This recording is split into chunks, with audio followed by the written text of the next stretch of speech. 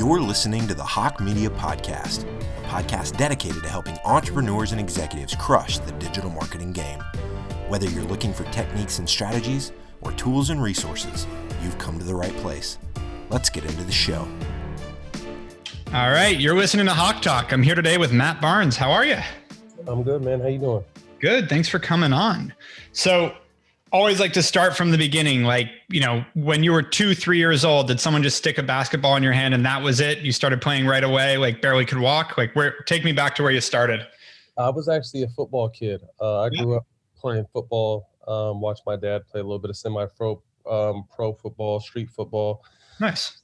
Football was my first sport. It was actually my best sport. I picked up basketball, started taking that more serious, probably, 6th, 7th, 8th grade, because, I started getting a little bit bigger, but I was always a football player at heart. And where are you from? Where'd you grow up? I was born in San Jose, then moved to Sacramento at about 9. So then I was in Sacramento from about 9 to 18 until I went to UCLA. Cool. And so as a kid, was your dad like super involved, got you, playing football, was teaching you? Like, how was it? Not necessarily. He was there, but, busy working and doing other things. So it was really just, this is back in the early 80s. So I couldn't wait to get outside every day. So there was a group of neighborhood kids and we would play everything from football to tag to wrestle to lighting up fireworks and burning down the backfield. We were just, rambunctious kids back in the early 80s. Nice. Got it. And so you said 6th, 7th, 8th grade, you got bigger. And so that basketball, you got taller, I assume. So started being able to play basketball. Got it. I ended up, I played football, baseball, basketball, and did actually a little bit of track in high school. I was All-American in football and basketball, and just decided, I was recruited heavily for football along with basketball, but just going into college, decided that there'd probably be a little bit more longevity, considering I was 6'8" in basketball over football. Got it. And so at what point, like when did you hit 6'8"? At what point did you go, oh, I could do this for a career, not just like fun? I went my 8th to 9th grade summer. I went from like 5'10" to 6'4". So kind of tried to catch up, catch my body. I was, growing awkward and kind of with that growing spurt. And then from freshman year to senior, I went from 6'4" to 6'8". So just kind of gradually over a 4-year period, grew 4 more inches. Yeah. And got it. And so did you, what age were you like, this is like, I could go to the NBA. This could be a real career? I knew that I was going to go pro in something. I didn't know if it was going to be football or basketball. But like I said, I was an All-American in both. Really loved football to death. But like I said, chose that longevity. But, everyone thinks that growing up, obviously, you can't tell a kid that's, striving in high school or trying to go to college that they're not going pro. So, I was just like everyone else. And it didn't really actually turn into reality until I actually got there. I had a solid college career, obviously. But I was someone who was drafted, then cut. So I had to go to the minor leagues for the first season. So until I actually stepped foot in that NBA game and really got to do some work, like I said, I was just like everyone else dreaming to make the NBA. Yeah. And so, how many years did you spend in college? Did you play all 4? Yeah. So I played 3 years. Was going to leave after my 3rd year. Ended up getting hurt that summer. Came back for my senior year. Ended up being a 2nd round pick. And then, that's back when guys, it was normal to go to school for 3 or 4 years. That's kind of just what the standard was. And then was drafted in 2002, cut that first season. So I played in the D League back then. And then the following season, I signed on with the Clippers. Got it. And I'm curious on the school side of it. Do you think that was valuable? Like, do you think that, because there's a lot of debate, obviously there's guys that come into college for a year now and go straight to the NBA and go to the NBA. You can't go straight anymore, but are you happy you stayed in college? Was that helpful? Or do you think it was? I had a great time. I mean, was it helpful? Obviously, I think it continued to develop my skill and develop me as a man, but college outside of having children was one of the best times of my life. I had an absolute blast in college. And you got to think back when I went to the NBA, it was the average age was a lot older. There were real vets and real older players. I want to say that the NBA is as young as it's ever been now. But, back in the day, unless you were like a lottery pick that really proved itself, younger players kind of had to, wait their turn to really get out there and show their stuff. So obviously the game is a lot different now. Players are younger. They continue to get younger. Younger guys are getting thrown in the mix right then. But, early 2000s, it was, kind of you get drafted, pay your dues, learn the game, and then be ready when you get your shot. Yeah. And who initially drafted you? Was it the Clippers and then you went back? I was drafted by Memphis and traded to Cleveland on draft day. So I went to training camp in Cleveland. This was the year before LeBron was drafted. Wow.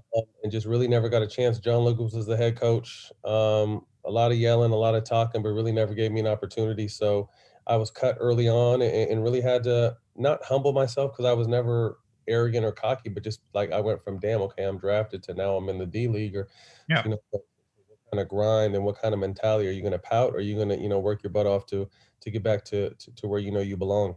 Yeah, no, that's awesome. And so it only took you a year too, as you were saying. You went right to the Clippers. Mm-hmm.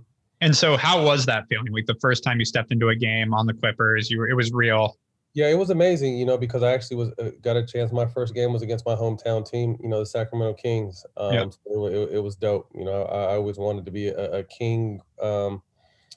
That's back when, they had Weber and Bibby and, they were battling the Lakers in the Western Conference. So, to have my first game against them, and I did fairly well. I want to say like 8 points and 8 rebounds. So nice. Kind of my first taste of it was real. So from there I did a 10-day there and got a second 10-day, and then I was signed for the season. And then, so my journey began. That's amazing. And I'm curious on the emotional side, like you're playing against the Kings, again, your childhood team, but you're also playing against guys that you've been watching your entire life because they've, guys that are 10 years older than you, et cetera. How's that feeling, like being on the court with those guys? It's dope, but you kind of have to snap out of that awe because you're kind of in awe, you know what I mean? Yeah. Like, you're getting a chance to play, the first time I played Kobe or, playing against Chris Webber, my very first game. It's amazing, but at the same time, you got to kind of snap out of it because if you're not ready, they're going to bust your ass. You're going to be right back on the bench or out the league. So, for a second, you're like, man, I'm here, but I'm here for a reason. I got to do my job. Yeah, no, that's awesome. And so, how long were you on the Clippers? How long did that? So I did a year, and this is where I kind of messed up and kind of started my bounce around journey. So I was supposed to sign after that first year. They wanted to sign me to a 2-year deal, which was for the minimum. At that time would have been good for me, but then that summer, I went home and I was in Sacramento all summer working out with that Sacramento team. And, every day in there with Bobby Jackson and Webb and those guys working my butt off. And Sacramento actually offered me a deal too. So it was only a 1-year deal, compared to a 2-year deal with the Clippers, but it was my hometown team. The Clippers were terrible at the time and Sacramento was a really good team. So I accepted the deal to play at home. And then I was a part of the trade that sent Chris Webber to Philly. So got it.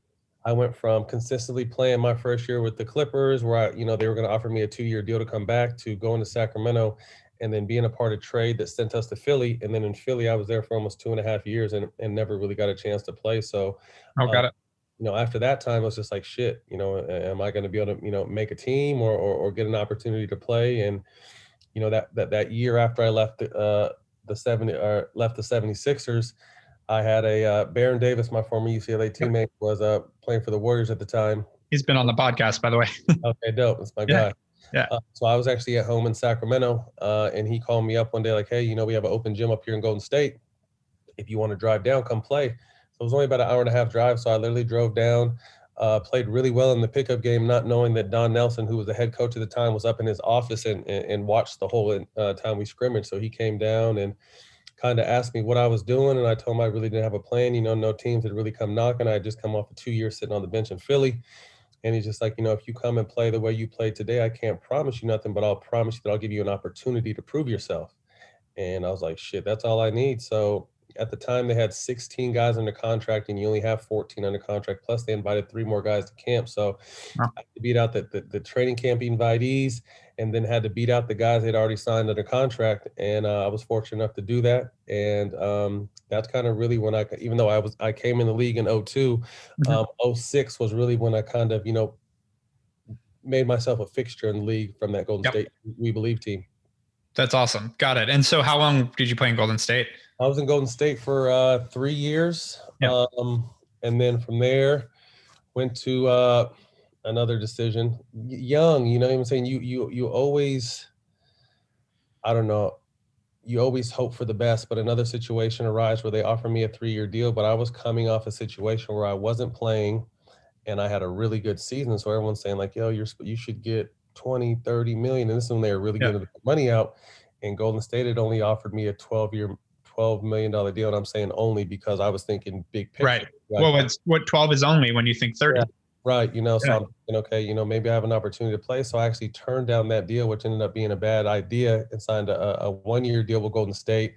But that pissed off Nelly because I obviously looking back now, I'm older and I realize that like Nelly kind of really gave me my first chance and I was able to come in and prove myself. So I looking back on it, he probably thought like, this little motherfucker, I just gave you a chance. You did great. Now I want to give you 12 million and you want to turn that down. So I ended up turning that down. And that same season, my mom died.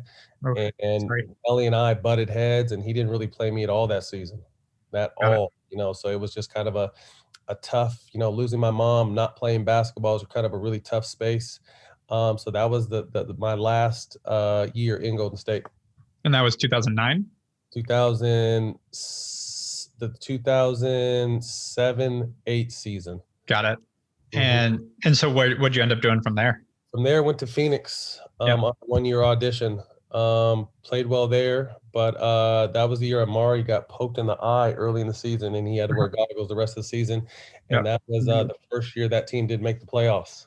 So didn't, I want to say I averaged like 10 or 11 points there. Again, like I said, played well, but it just wasn't the fit. From there, went to Orlando. Again, same numbers, 10 or 11 points. We went to the Eastern Conference Finals.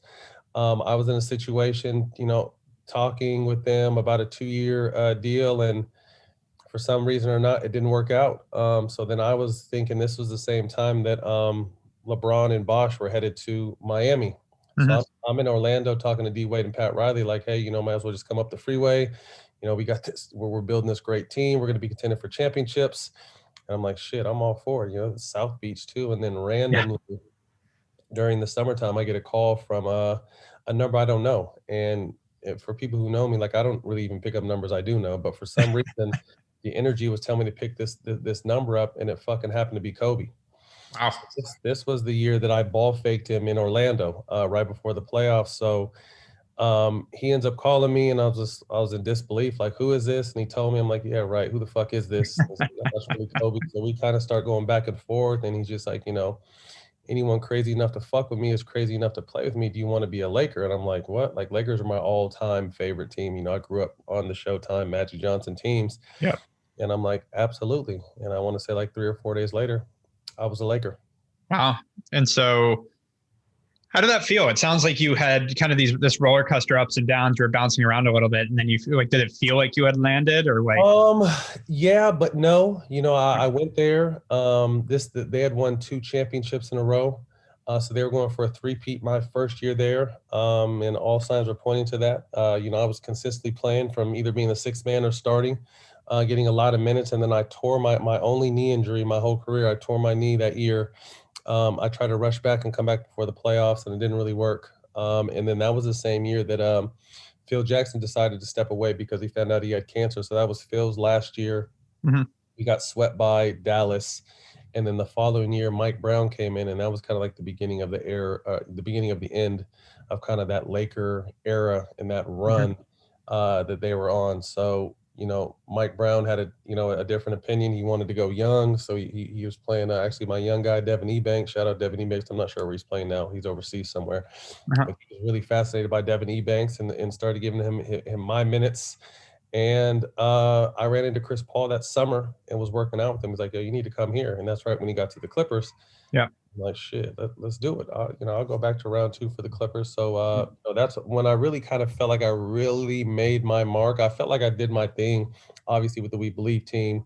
And then with Phoenix, I averaged solid numbers. Orlando, I averaged solid numbers. Lakers, I played well. But when I went to that We Believe Clipper team was really when I kind of, I was a consistent starter. I was a guy that was, doing a lot of big things for the team. And that was the first time I kind of felt like, okay, like, now I feel like I made it. And this is damn near 8 or 9 years in. Yeah.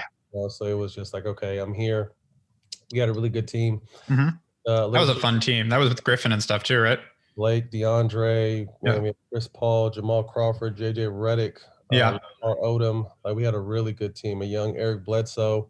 Yep. But we just had too much ego. We were our own enemy. For the first time, we won the division. For the Clippers, we went first time Pacific Division champs. consistently winning 50 games a season, but we were our own worst enemy. There were too many egos with some of our young players that kind of kept us from making that next step. So from there, I played there 3 years, went to Memphis for a year, which was a culture shock, but still had a great time. I was in LA previously, for the 5 or 6 years, and to go from there to Memphis is like, holy shit. It's a little different. Yeah. When I first got to Memphis, I was kind of like, what is, like, everyone is saying hello and hi and how are you? And I'm not, from California, we're not that courteous. I mean, maybe up north people will have a little bit more conversation for you, but I'd been in Southern California since I was 18. So I was used to people just staring at you or looking at you and keeping it moving. So these people are talking to me and I'm confused. At first I was kind of quiet, and then I started realizing, oh, this is what they call Southern hospitality. Like, it was like really dope. So people were great.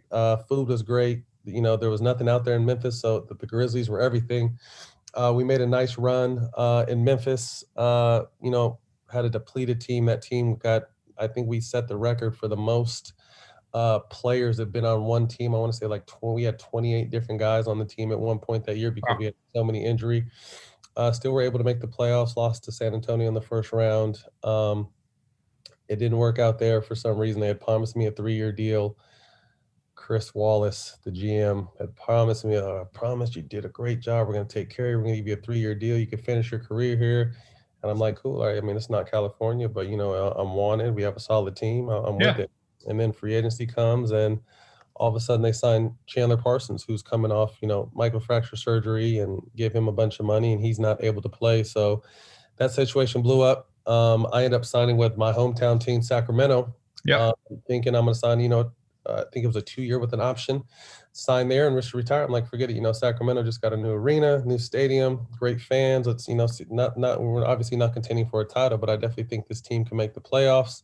Mm-hmm. We're in this, we're battling. We're going into the All-Star break and the whole entire season. Like, everyone's talking, is Boogie getting traded? Is DeMarcus Cousins getting traded? And I was kind of like the Boogie whisperer. They, like, one article wrote about me. So when I tell you, like, from the president to the GM to the head coach, like, everyone would tell me what they want to get to him, because I guess I had a way of getting it to him where he would, kind of go with the flow. So they're telling me, reassure him he's not getting traded. I think we're a game and a half out of the playoffs at All-Star break, and next thing I know, I'm on vacation for All-Star break, and I see during his press conference at the All-Star game, he got traded. I'm like, what the fuck? These people were just literally telling me the whole entire season, tell him not worry, tell him this, tell him that, tell him this. So I'm telling them the shit because I'm like, why would they lie to us? Why would they lie to me? Why would they lie to him? So he ends up getting traded. So I'm just like, well, damn. Like I said, we were at a game out of the playoffs. I'm just like, I'm too old to rebuild. So I had a conversation with the GM at the time, Vladi, and we both agreed that I didn't have the time to help them rebuild. So we parted ways. They still had to pay me, and then I ended up going to Golden State and finishing out there and winning a championship in 2017. Yeah. So, hell of a roller coaster. I was gonna say, damn, man. I knew some of it. I had Clippers and Lakers tickets when you were playing there, so I got to see a lot of your games there. But a lot of rotation, but still an awesome journey, I'm sure. Like, would you change it for anything? I wouldn't change it from a standpoint of, I got to meet a lot of different people, and I really say that basketball is my audition for my second act, because for me to be a role player my entire career and understand what that was about, I'm not moving like a typical role player would move in my post-career, and I attribute that because I got a chance to meet so many different, whether it be players or owners of companies, I was always someone who was, very talkative, because I think everyone thought that I was one thing and I wasn't. I was just a super competitive dude, but I was labeled as a thug, a troublemaker, this and that. So I really went out of my way to make relationships and do all the things they tell you to do as a player. So like I said, I got a chance to meet a lot of people, a lot of doors opened. And again, I wouldn't change as many teams in the marathon I was on when I was playing, because I don't think I would be successful as I am in my post career if I didn't get a chance to move around and meet all those people. Yep. No, it makes complete sense. So let's talk about that. You get out in 2017, and I know a little bit about this, but like, did you know already what you wanted to jump into? Because you seemed to start pretty seamlessly right into it. I got lucky. I was one of the lucky ones. I played until I was 37. At about 32, I was going through a divorce, and I'm just like, okay, well, I beat the odds. I'm 10 years in. There's no telling how much longer I'm going to play. Like, what am I going to want to do post-career? And, luckily I kind of came to my senses, because I don't think a lot of guys come to that until it's too late. Right. So, I started investing here and there in kind of things I like, things my kids like. And that's in 2000, what was that, 2012, and 5 years later, like those things that I invested in kind of finally started turning. So I, happened to win a championship, and then the business that I invested in is starting to show some return. So can you share what that is? I'm curious what company. Yeah. So I invested in a fresh press juice company with a couple of buddies of mine. Nice. In Sacramento. So now we have 3 stores. We actually just visited some locations in the Bay Area. So we're going to expand there with hopes to expand down to LA. Awesome. And then a couple, excuse me. I thought I was about to sneeze. All good. A couple other investments, a blanket company that a betting company that did well. And then, a couple movie projects that hit, and so things that things started to move. So I'm just like, okay, well, maybe I can get the hang of this business thing. I was always a big cannabis user. I started smoking at about 14, so I knew cannabis was something I wanted to get into. So I kind of started exploring that realm, and I ended up partnering up with 7 Leaves, that's based in my hometown. So it just kind of seemed like everything, everything is about timing, and it was kind of perfect timing for me to step away. Although I still could play, like I said, I had just signed a 3-year deal at the beginning of that season. So I knew that I still had money coming in for the next 2 years. So I kind of gave myself like a 2-year window, like, okay, this is the next chapter in your life. Let's start studying up and reading up as much as you can, and turn yourself from an athlete into a businessman. So, yes. But Daddy's doing an interview right now, okay? No. You gotta be quiet. No. You don't feel like it? So just, really kind of understanding like this is what's next. So you have a 2-year window where you still have NBA money coming in, that's kind of establish and find yourself. And, I was able to do that, and continuing to open doors. Through that, I started doing ESPN and Fox, not really even understanding that, I didn't really want to go to the media side. They just like, you're really well spoken, you should give this a try.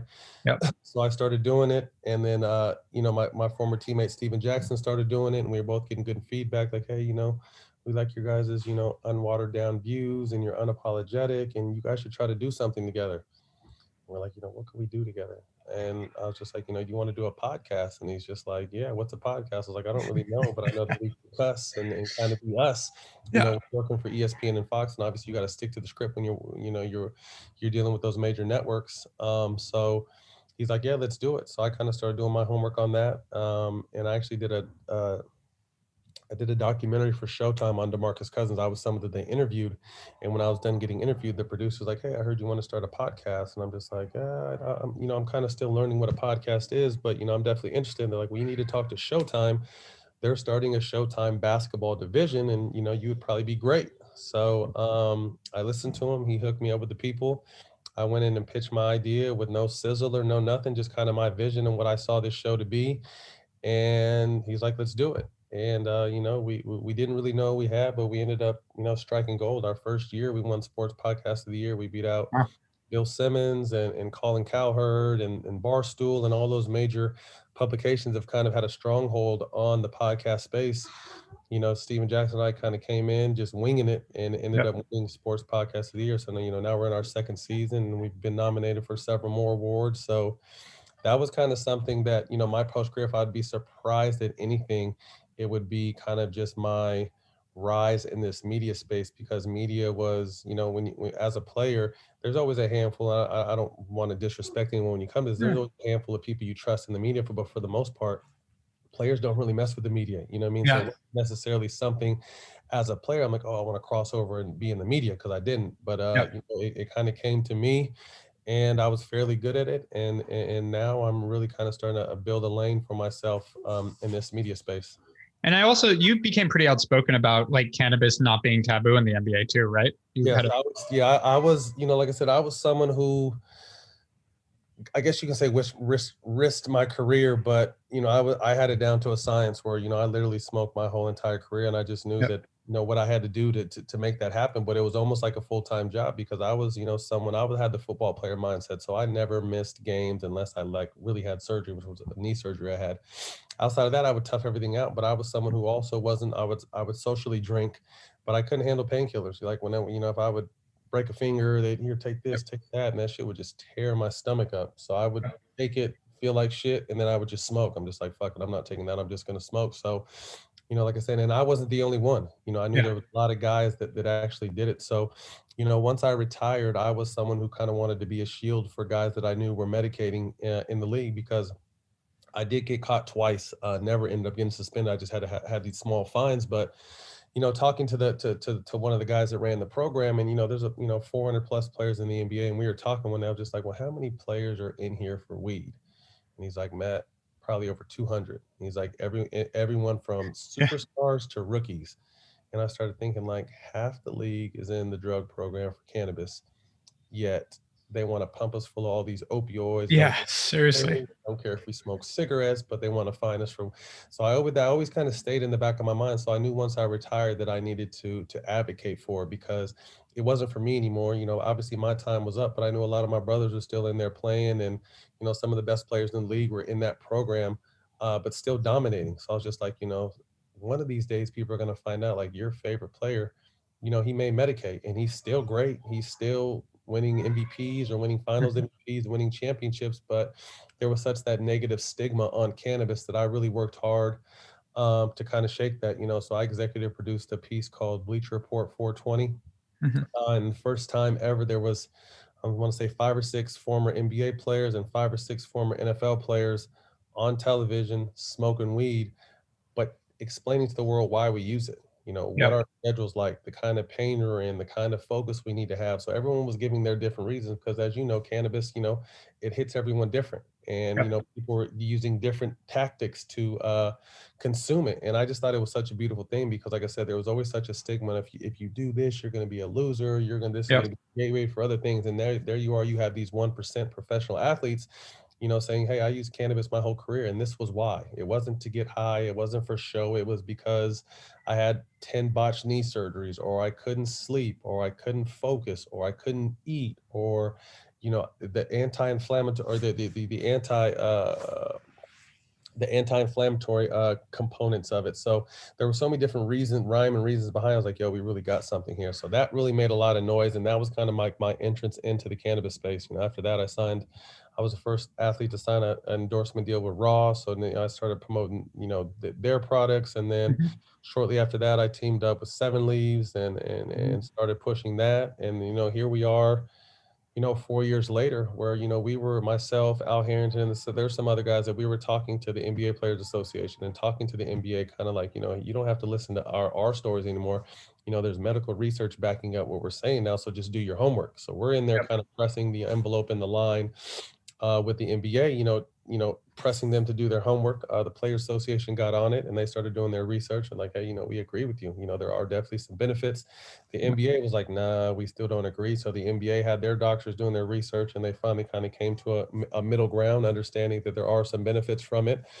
And, last year in the bubble, they decided for the first time not to test. And then this past season, they didn't test either. So, I have to say that we may have had a small part of kind of changing the ideas, in the NBA. And like I said, it's for the betterment of my brothers, because like I said, it was a full-time job trying to smoke and play because, in the NBA, you get 4 random tests. So, I could have had a tough day today at practice and come home and smoke a joint. And then I show up to practice tomorrow and I'm taking a test, what I mean? So like you really had to do a lot of planning and have some ins and outs to really be able to pull it off. So now I'm glad that that's just kind of one less worry that NBA players have, And it's just, as you said, like the idea of like the alternative being alcohol and opioids and all these things that are so much worse for you in every way. Like, it's just crazy that thankfully it seems to be going in the right direction, but it's crazy that for so long it's been so taboo. So 2 more questions for you. Next one is, what's next? You obviously have this media career going. You've got the cannabis stuff, the investing. Like, where do you see yourself? You're still very young. So yeah, I'm learning the stock market. Nice. Mine was over yesterday while we were watching the game, kind of giving me a crash course, giving me the ins and outs about AMC and all this kind of stuff going on. So I'm learning that. I'm invested in tech now.